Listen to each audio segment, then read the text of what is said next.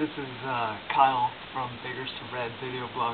I just wanted to make a quick entry real quick and talk about the series finale of Lost because it's a huge cultural event. Everybody's talking about it, and as one of their own commercials for Lost said on ABC, it said, "This is the story of our generation," and so it's huge, it's impactful, and a lot of people are chatting about it. So I wanted to comment on it. If you haven't seen the last episode, I recommend pressing stop on this video because it's going to be quite a bit of spoilers. But so to launch into it real quick, so at the very end, Jack and all the Losties meet at the church, and you find out apparently that he had already died. Interesting scene where he's standing behind a stained glass window which has basically every single religious symbol possible on it. So church must have been like Unitarian or something, I'm not quite sure. But so I think the writers tried to make it a little bit vague to kind of allow anybody's interpretation. But what I thought was most interesting is that when all the friends and lovers are all gathered together at the very end in the sanctuary, that there's this kind of, this music's playing, and Christian Shepherd opens the door and everything goes white, and it's like that's kind of the standard view of what heaven is. That is the highest possible good, the greatest possible existence, a big room with your friends and your best girl. It's like that's it. That's what I find myself saying, at least. And so I wanted to share a couple of insights on heaven because I think it's really important to have a biblically saturated view of heaven. And you watch movies, and essentially that's what it is. It's clowns, it's lovers, it's a big room full of friends.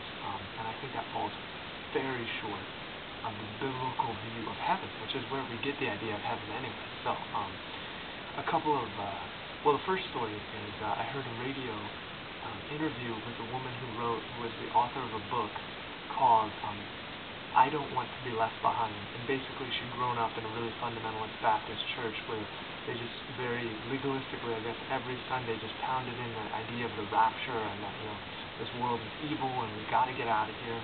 And I don't know where you stand on eschatology, but what was interesting is that her response to all that was basically, I love nature, I love this world, and heaven seems really unclear. And so she would go to her pastor and be like, what is heaven? And he's like, oh, it's great, you'll see your grandparents. And she's like, well, I would love to see my grandparents, but here we have trees and mountains and water and animals. I mean, this place is beautiful. And so obviously I think he didn't lay out a very good picture of heaven. So I just want to share a couple things with you from a biblical view that have really hit me in the past couple of years, and I hope they bless you and really expand your view of heaven. The first is from C.S. Lewis in his book The Great Divorce.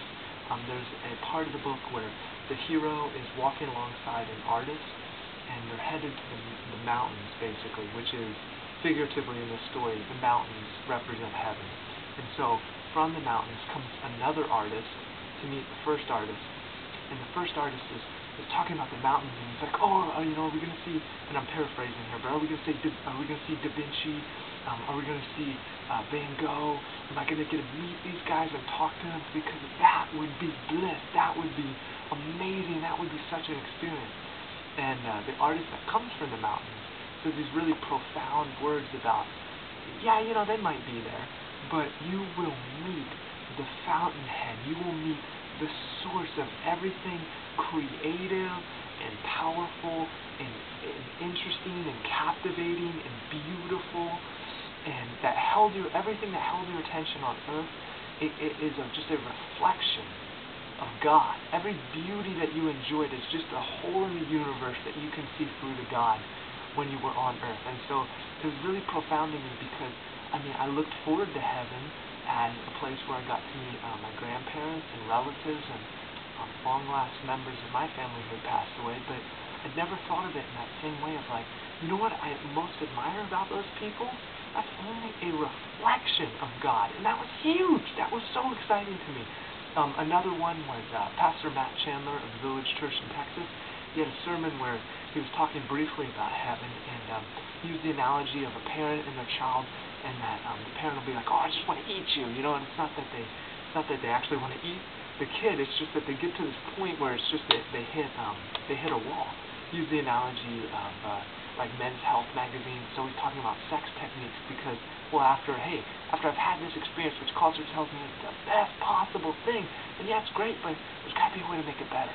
There's got to be a way to make it better. And so he talks about how we have this experience in life of just always thinking, hey, if I could just graduate school, oh man, then that would be it. If I could just finish school and get out of school, that would be it. And then you do, and you're like, there's got to be more, If I could just meet someone, if I could just meet this great person, then that would be it.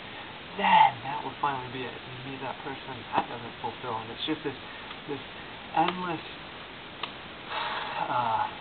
way of just continually hitting this part where your soul longs for more, where you're just ultimately not satisfied in the things of this world. And so a big, impactful theologian, pastor, speaker on heaven for me has been John Piper, who really took C.S. Lewis and took Jonathan Edwards and has really mixed them together and just given a really clear, powerful, persuasive, biblically saturated and culturally accessible view of heaven, and just talking about that's why we go to the mountains, that's why we go to the Grand Canyon, because we want to be outside of ourselves. That's when we're most happy, when we're most satisfied, when we transcend ourselves, and just talking about the beauty and the power and the infiniteness of God. And so it's been really impactful to me. And then just real quick to share, I think something that really came up during the Lost season finale was there was this bit where basically it made me think of Lewis when he talks about explaining like sex to a kid, and it just doesn't get the pleasure and the beauty of it just doesn't get the kid. And he's like, well, can I have candy when I'm involved in intercourse, because that's the highest pleasure to that kid. And so when I was watching the Lost season finale, and also listening to that radio show with the woman who wrote I Want to Be Left Behind, that a big room full of our friends and our significant other or nature, those are all transcendentals. They're beautiful, they're wonderful, they take us outside of ourselves, but the whole point is that it points to Christ, that, as Augustine says, our hearts are restless until they find their rest in Him. And so my prayer is that you would find your rest in Him, and that you would just be absolutely saturated and inspired by a biblical view of heaven. So thanks, guys.